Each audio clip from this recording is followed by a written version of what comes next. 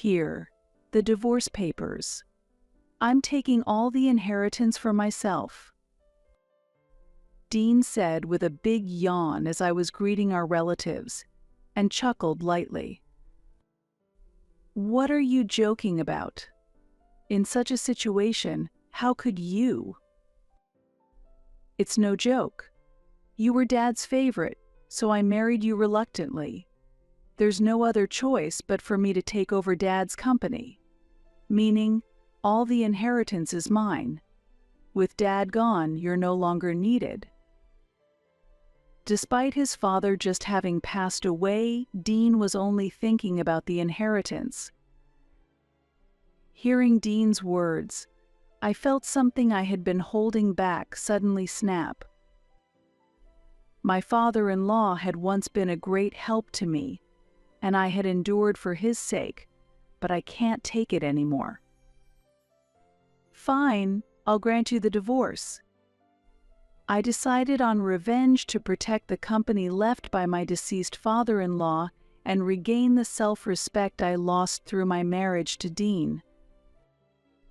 This isn't over yet. My name is Brenda Lewis. I will turn 33 this year. I had to take over Cooper Manufacturing immediately after my father died in an accident at the age of 25, without time to grieve. Back then, the role of president felt overwhelming to me, who was just an ordinary employee, and my spirit nearly broke many times. During those times, my father-in-law, Dalton, supported me. Dalton was an old friend of my father's and rushed over as soon as he heard the news. Being a business owner himself, Dalton taught me the basics of management from scratch. He is a great benefactor to both me and my company. 3 years after becoming president, Dalton invited me to dinner and introduced me to his son Dean. "Brenda, this is my son Dean. I've put him in charge of managing one of our branches. We hope to increase cooperation with your company. Please look forward to working together." "Nice to meet you.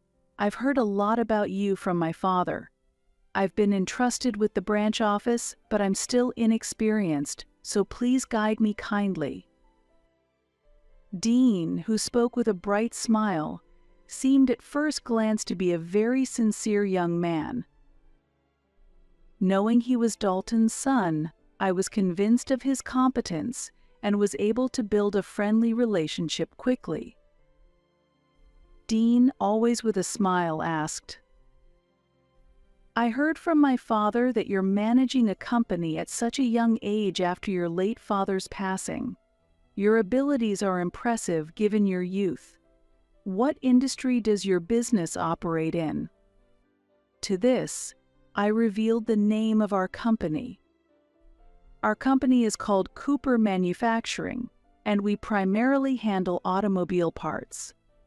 I'm still an inexperienced president, but I'm striving every day to protect this company left by my father. Without the support of many, including Miss Lewis, I wouldn't have had the confidence to run this company on my own. Cooper Manufacturing, you say? That's a new name to me. I understand small factories are having a tough time in the current economic climate, but I support you. Dean then looked at me with what seemed like disdain, but quickly returned to his previous gentle smile. Although I felt a slight discomfort at that change, I quickly convinced myself I was overthinking it and continued the conversation while enjoying some drinks. Gradually, Dean began to ask me out for meals and dates more frequently, and half a year after we met, he proposed to me. "Brenda, let's start a relationship. I've always sought someone as strong and warm-hearted as you." Initially hesitant, I decided to date him due to his sincere attitude and my gratitude towards Dalton. After a year of dating, the two of us got married. During our engagement, Dean was continuously kind and treated me with great care. So when do you plan to quit your job? One morning, a month after our wedding, Dean casually threw that question at me while I was preparing breakfast. I stopped the knife I was holding. I haven't thought about quitting. Dean frowned in displeasure at my response and looked unhappy. Hey, we're married, right? Sure, it's just a branch, but I am the president. You working despite being married makes it seem like my income is insufficient, which isn't a good impression for other employees. But this company is what my father left behind. I won't leave it no matter what. Dean snorted disdainfully and continued with a condescending attitude. It's just a small-town factory. When compared to big corporations like ours, it's clear which is more important. I realized then that the discomfort I felt when we first met was because Dean looked down on the company my father had left as merely a small-town factory. Dean, that's not the right way to speak. My company has important business partners and staff. I can't just quit. Business partners and staff? That's nothing significant. Isn't it obvious that your company doesn't even compare to one of our branches? I was at a loss for words at his remark. Dean clearly didn't understand the responsibility of running a company, regardless of its size. I took a deep breath and tried to address the situation calmly. Dean, the value of a company isn't just in its size. Even if it's small, it has its significance. My company, too. I get it. It's important to you. But face reality. It's unimaginable that a company run by someone as inexperienced as you could survive. After throwing those words at me, Dean glanced at me with contempt. His attitude was so shocking that it went beyond anger. My father was a warm-hearted president who cherished his employees. I always admired my father for that. But Dean insulted my father. Struggling to contain my trembling anger, I barely managed to respond. Dean, our companies may differ in size, but our employees and partners are important too. It's wrong to belittle them like that. And please stop looking down on my company as just a small-town factory. So what? It's just a local business, right? Our company handles various products, including automobiles and appliances. The difference in scale is clear. This is why it's troublesome with beginners. Really, it's disheartening. I'll have breakfast outside. Sighing, Dean left for work without waiting for a reply. Left alone, I could only stand there. And then, the tears I had been holding back began to overflow. Wiping my tears, I cleaned up the breakfast dishes with a feeling of frustration. Frustration, sadness, and my disappointment and revulsion towards Dean muddled my emotions.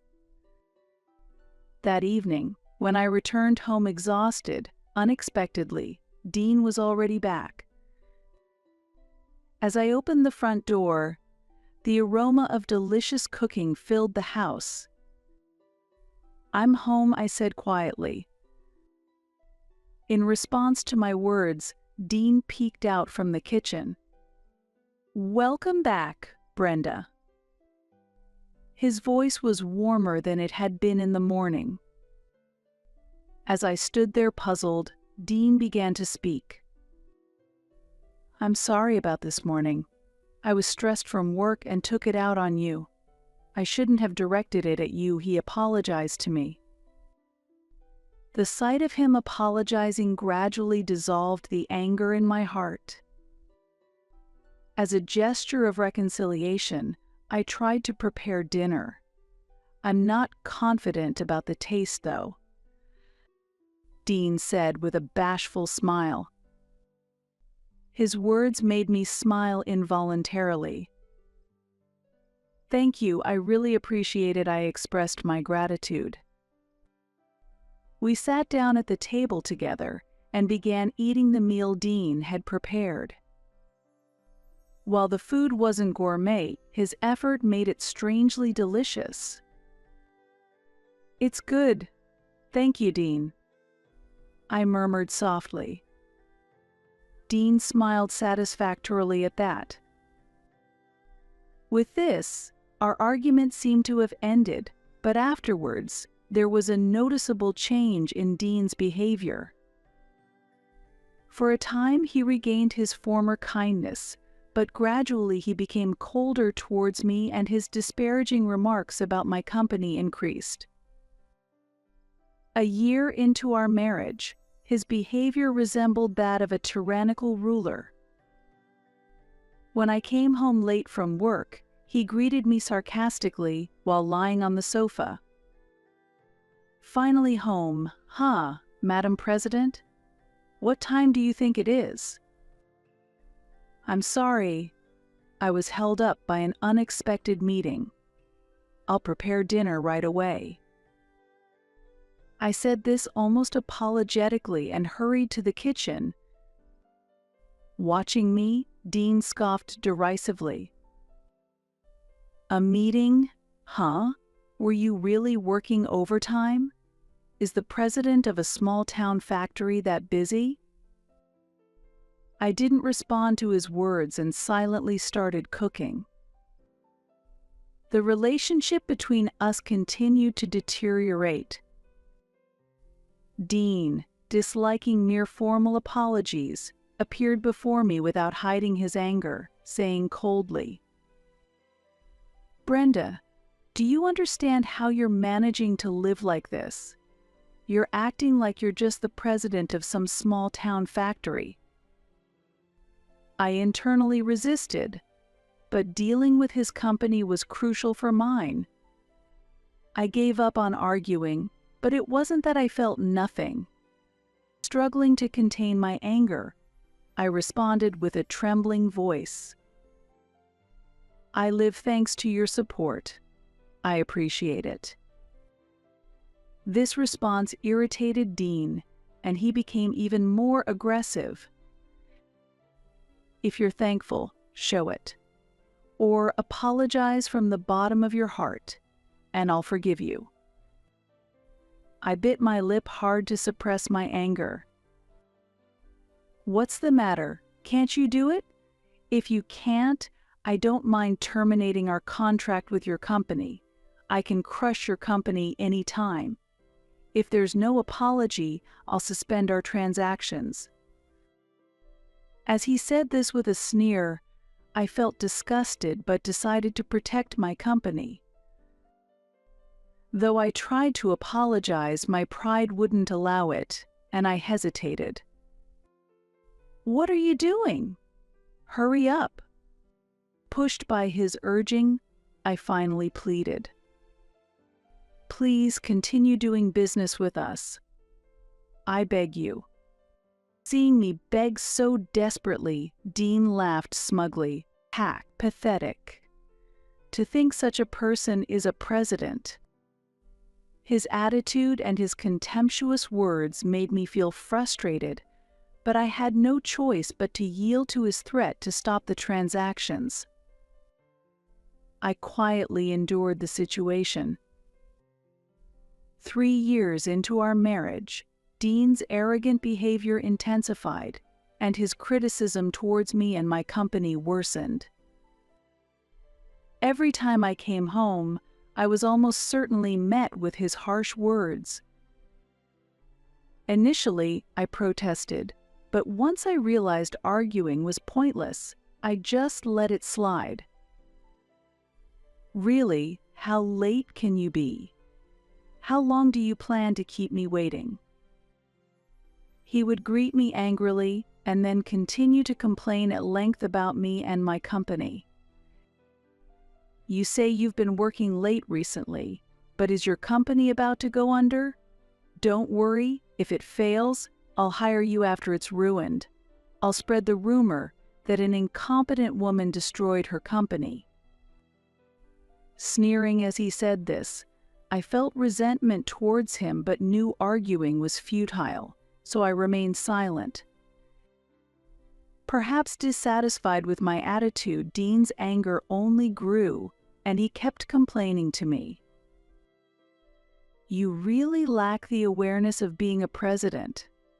A president is supposed to be the leader of the company, yet you can't do anything beyond your job and taking care of me. If it weren't for me, you couldn't do anything at all, so try harder to please me. With that final accusation, he cheerfully headed to the bedroom. Feeling both anger and emptiness from Dean's attitude, I quietly cleaned up. I was utterly exhausted by such daily routines, and living with Dean had become a torment. Still, I dreamed of the day I could turn the tables on him, and for now I could only endure.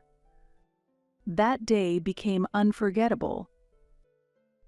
I received a call that Dalton, my father-in-law, had fallen ill. When I rushed to the hospital, I found out he was unconscious and in critical condition. As I stepped into the hospital room, Dean stood there looking lost.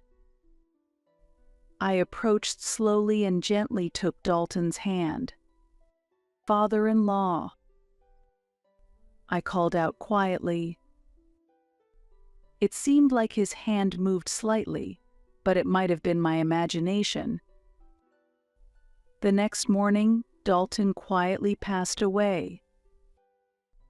On the day of the funeral, I wore black mourning clothes and quietly entered the venue where people were gathering. The number of attendees conveyed how much Dalton was loved. In the solemn atmosphere, I politely greeted each mourner and looked for Dean. The moment I spotted him, an unbelievable scene unfolded before me. Dean, as the chief mourner, wore an inappropriate, bored expression and occasionally yawned largely, seemingly unaware of the cold stares from the visitors. "Dean," I called out to him quietly. He turned towards me and his expression changed momentarily, but soon he seemed to lose interest and return to his previous demeanor. I took a deep breath and vowed to remain calm. "Are you properly greeting the people who've come for the funeral?" Dean scoffed disdainfully, pulled out his smartphone, and said coldly, "It's too much hassle, handle it yourself." I watched in astonishment as he opened a game app. "Dean, your father's funeral is happening right now," I said with a trembling voice, trying to draw his attention, but he continued to ignore me, absorbed in his smartphone. Occasionally, the sound of his game cut through the surrounding silence, and I could feel the icy stares from the attendees. Feeling apologetic to those around us, I tried to gently stop him from using his smartphone. "Please, just for today, refrain from it," I pleaded, but Dean shook off my hand without hiding his irritation. "Stop bothering me. Let me do what I want at the funeral. It would be better if this ended sooner." He continued with his insensitive remarks. His words weighed heavily on my heart, and I questioned if this was the man I once loved. There was no trace of respect for Dalton. Eventually, the funeral ended somehow, and as the family gathering for the meal began, Dean blurted out boredly, "Finally, it's over. Here are the divorce papers. I'm taking all the inheritance for myself," he said half-jokingly as he laughed smugly. In his hand, he already held a divorce paper he had filled out. I stared at Dean, dumbfounded. "What are you joking about? In such a situation, how could you?" "It's no joke. You were Dad's favorite, so I married you reluctantly. There's no choice but for me to take over Dad's company, meaning all the inheritance is mine.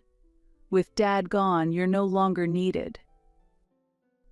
Dean seemed only interested in the inheritance, even just after his father had passed away. "Dean, let's put off this talk. There's no need to discuss this right now." "No, we settle this here.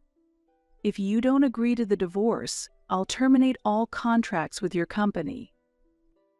His statement caused an uproar among the relatives.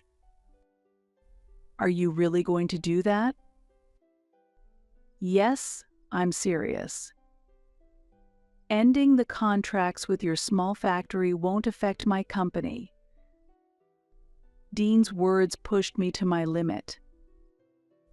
I had been grateful to and loved my father-in-law, and so I endured everything because of him, but I could no longer bear it. "Fine, I'll grant you the divorce." As I made the offer, Dean smiled broadly, handed me the divorce papers, and said, "Make sure to submit these soon. By the way, you can stay in the house until next week." And then he left the scene. Trembling with anger, I took only the essentials and immediately checked into a nearby hotel. Since I don't have children, I can be flexible. This helps me respond quickly to situations. The next morning, I went to the courthouse at its opening time to submit the divorce papers, and then immediately contacted my secretary to arrange an emergency board meeting in 1 hour. Upon arriving at the company, the board members were already waiting in the conference room. As I entered, they all stood up in respect. Once I took my seat, they sat down as well. I apologize for the urgency, but there is an important decision that needs to be shared. I began, and someone audibly swallowed in nervousness. Some may already be aware of yesterday's events. I continued calmly. Effective today, we will cease all dealings with Lewis Precision Engineering. Please review the contracts to ensure there are no penalties for breach. Voices of surprise filled the meeting room. Lewis Precision Engineering had been a valuable partner to our enterprise, but it was also led by Dean. After all discussions were concluded and the board members had left the room, I walked over to the window and took a deep breath. Looking out, I firmed up my new decision. Let's take action. I called my secretary and issued the necessary instructions.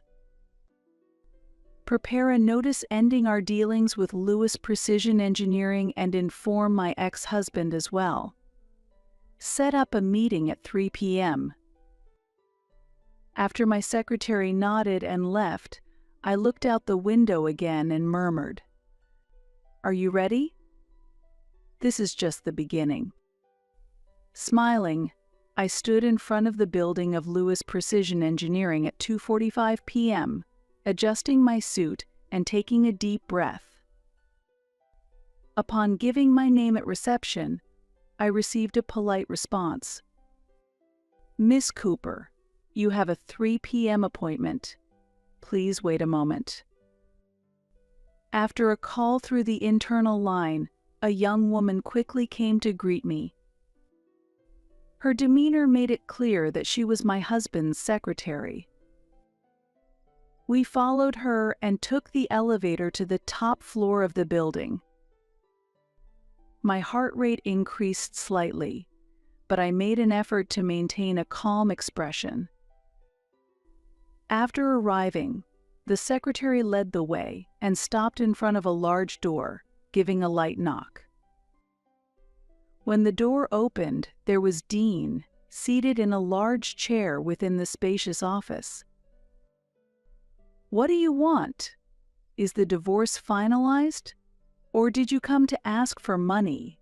A woman running a small-town factory must have too much free time on her hands." His voice was dripping with his usual arrogance. Since we had no financial arrangements when we parted, he seemed to misunderstand that I had come to demand something. I quietly took a seat and, after calming myself, continued speaking.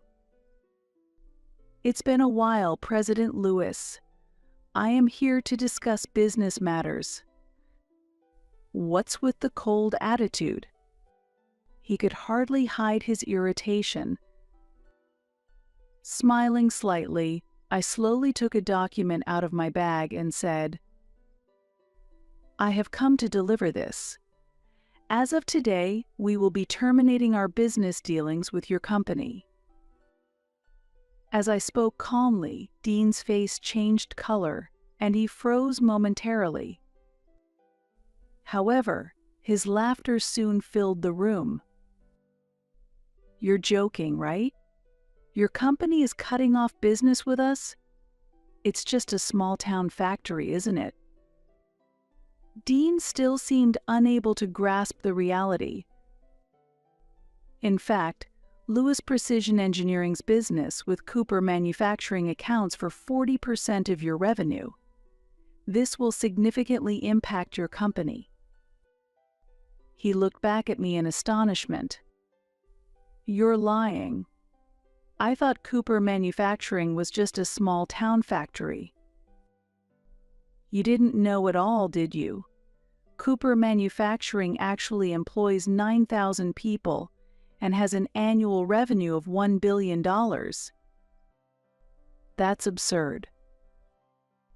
Just as he was about to say something, his secretary discreetly conveyed something to him. At that moment, Dean's complexion changed drastically and turned pale. As I thought about the significant impact our business termination would have on his company, a smile couldn't help but spill across my face. But I never heard such a thing from you. You just assumed when you heard the company name. I simply followed through on what you said.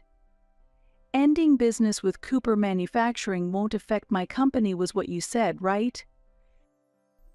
I repeated his words calmly, highlighting how crucial they had been for the survival of his company.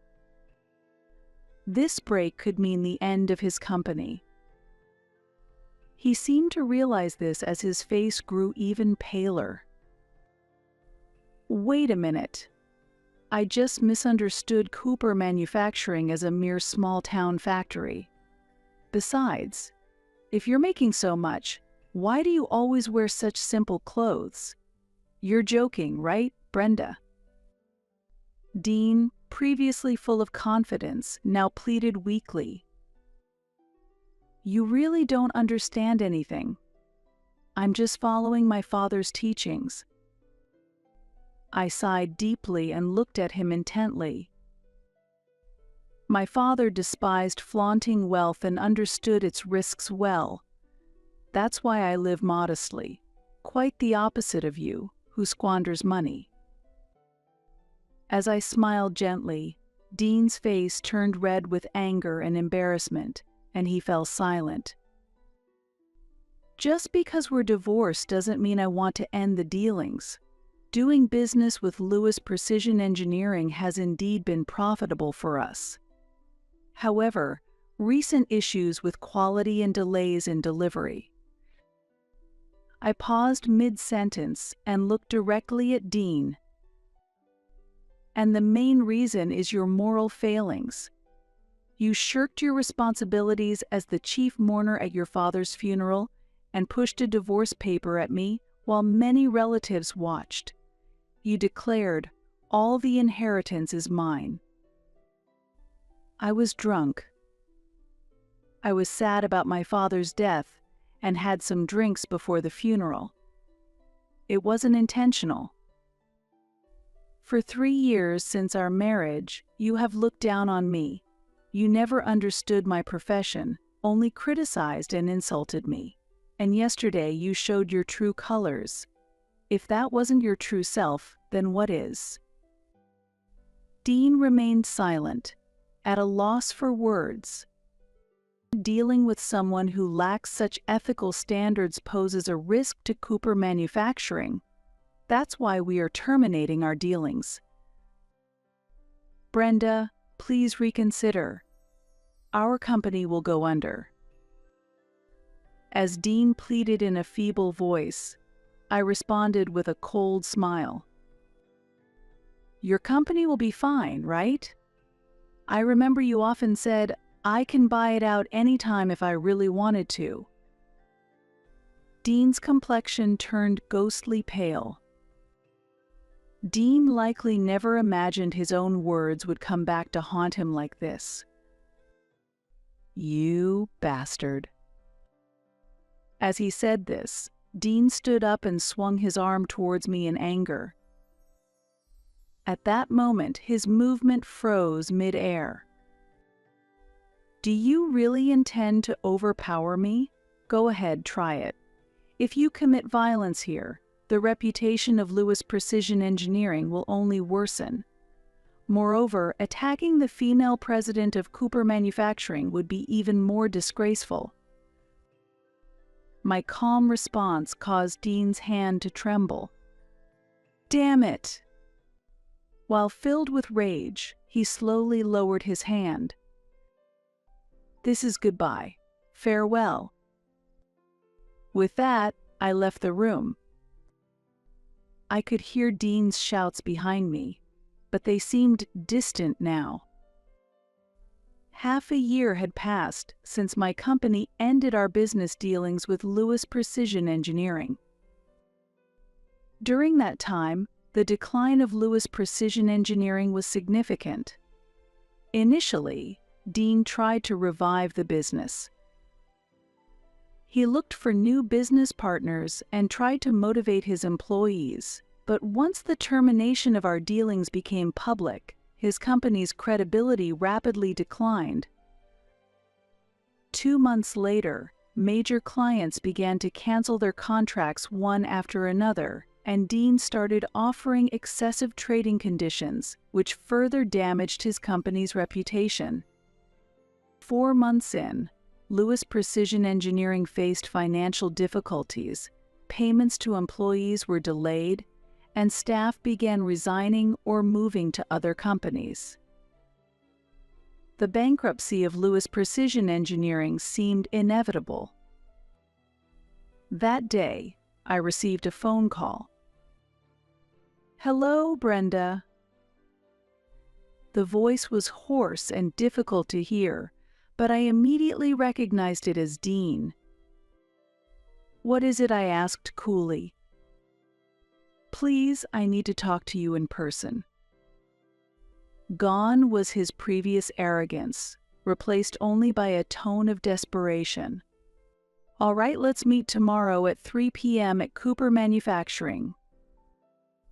After hanging up, I sighed heavily. I had decided to end it all. The next day, Dean arrived 10 minutes early for our appointment. He was a shadow of his former self, wearing a worn-out suit, unshaven, with clearly bloodshot eyes from lack of sleep. Thank you for waiting, I said as I entered the reception room, and Dean quickly stood up. Brenda, thank you. I'm really glad to see you. His voice was trembling.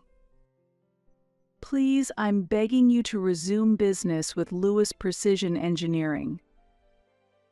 Why? I asked in a cold voice. Dean seemed taken aback for a moment, but then responded with a look of desperation. My company is on the brink of collapse. I can't even pay my employees, and the pressure from creditors is increasing day by day. That is the result of your management decisions. My merciless reply changed his complexion.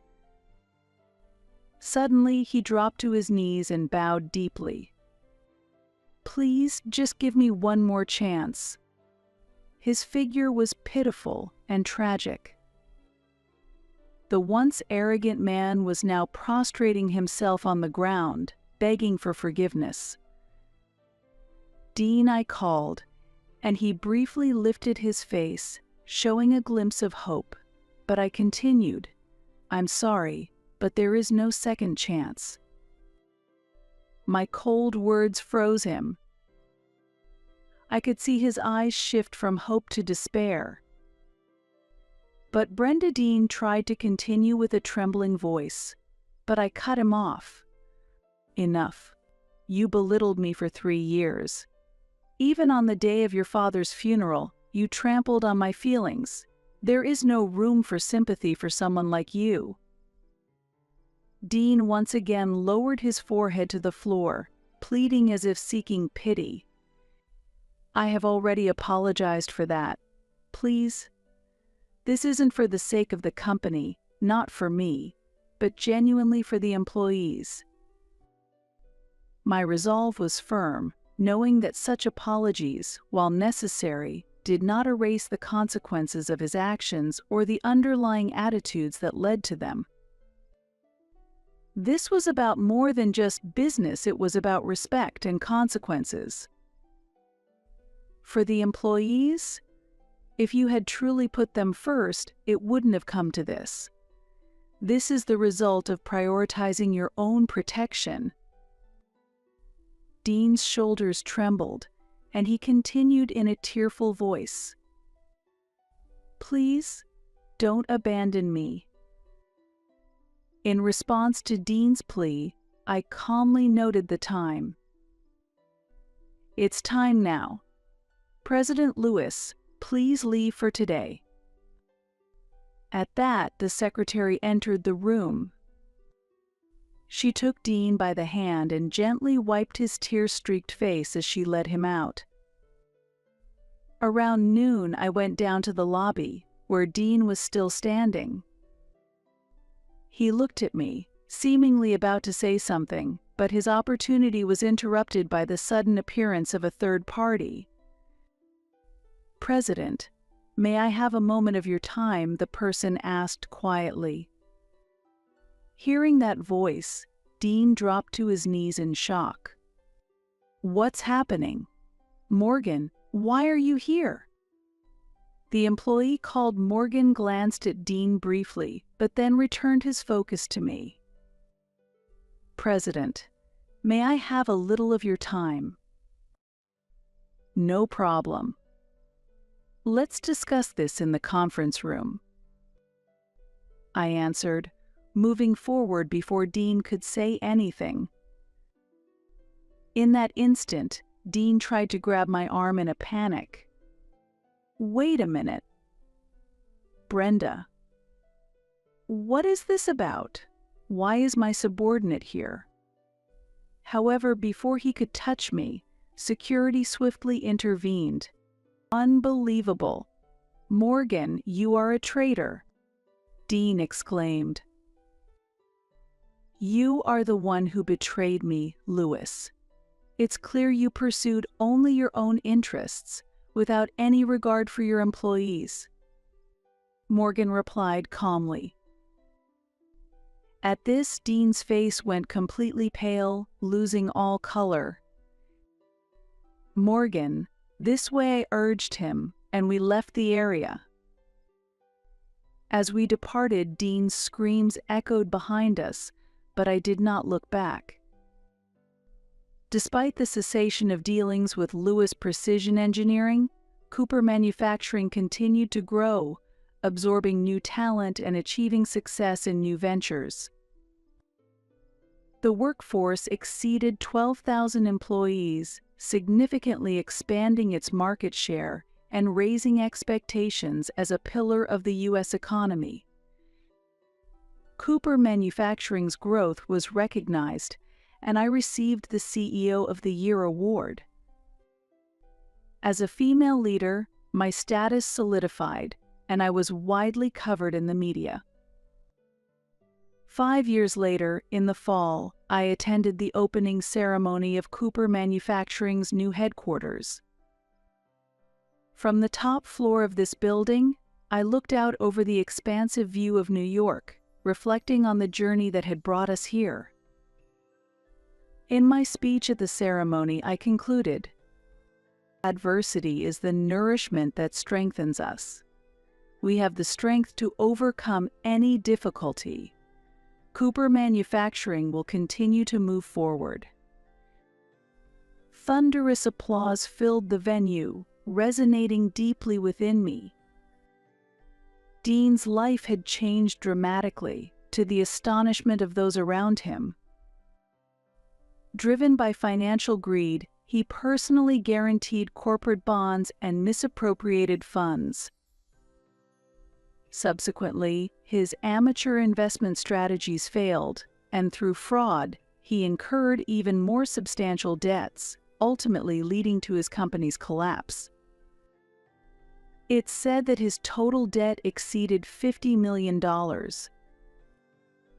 Even after stepping down as president, he was constantly pursued by creditors, living a life overshadowed by daily repayments. He filed for bankruptcy, hoping for debt forgiveness, but his extravagance backfired, and he was forced to continue repayments. His payments were often delayed, and the debt grew even larger due to interest. Whether he can repay all his debts during his lifetime is unpredictable. One day, I accidentally saw him working as a part-time employee at a local supermarket. He looked much older than when I last saw him, with thinning hair and a vacant stare, a stark contrast to the man he once was. Next to a magazine headline reading Cooper Manufacturing President, among the top 10 in annual income, he silently stocked shelves. Seeing him, I felt a mix of emotions.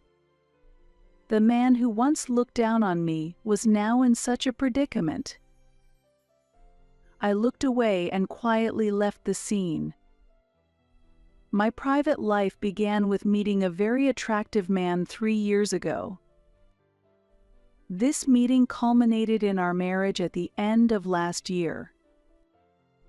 He is supportive of my career path, strongly backing my professional choices. We have built a beautiful relationship where we support each other and grow together. Currently, we are enjoying the joy of expecting a new life. Next spring, I am due to embrace a new role as a mother, which will be a significant turning point for me. Although my concerns about maintaining a balance between work and home life are not entirely resolved, I am confident that with the support of family, friends, and colleagues, I will be able to overcome these challenges. I am very much looking forward to seeing how much I have grown by this time next year. I am committed to working hard towards the ideals I aspire to and forging a fulfilling future for myself. Against the grand backdrop of New York, I quietly smile. My expression is brimming with a sense of accomplishment and hope. I close my eyes gently and speak to my late father in my heart. Dad, the vision you once had for the company, I have made it a reality.